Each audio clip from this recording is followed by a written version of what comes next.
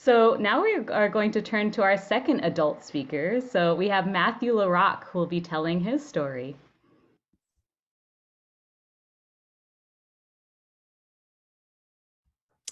Thanks, Anne Marie. Good evening. I'm Matthew LaRock. At tonight's showcase of amazing speakers at the practice space, I'd like to talk to you about weddings. It's true that weddings aren't always my favorite kind of occasion. They often require significant cost, travel, and sometimes even a black tie ensemble with a turquoise vest I might only wear once. But the truth is that weddings offer a lot that life is all about.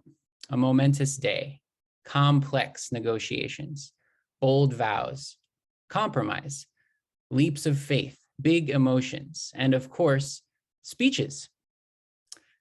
I've seen weddings from several different angles. I've been a guest, but I've also been an officiant, a best man, and a groom.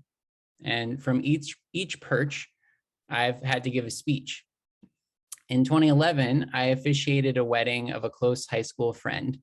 I was definitely nervous and probably had the delivery of an amateur, which I was.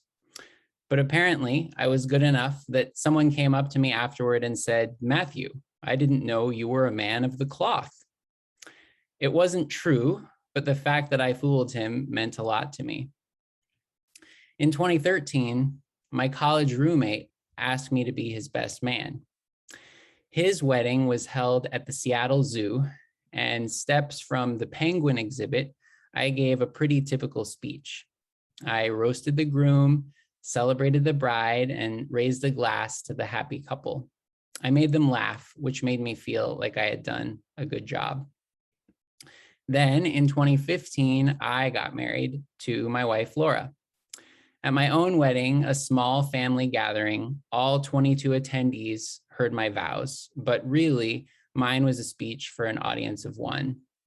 When I saw tears in Laura's eyes, I knew that she found my words to be true. For someone who isn't wild about weddings, they never fail to lift me up. And I think the spoken word is a big part of what makes them special. Having a particular role in a wedding that involves giving a speech can be exciting, nerve-wracking, and fulfilling all at once.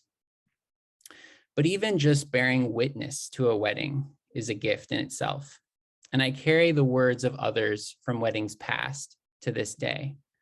I think of a bride's father tearing up as he talks about his daughter's childhood, a groom's best friend who cracks inappropriate jokes, a random someone who wasn't invited to give a speech but does anyway, the brother who serenades me at my own wedding as I walk down the aisle, my own wife who tells me that she loves me.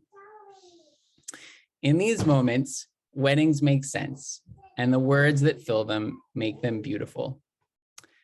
Thank you. Also, donate to the practice space. Oh, thank you, Matt. And I love the little plug at the end. Oh, what a beautiful story. One thing that's just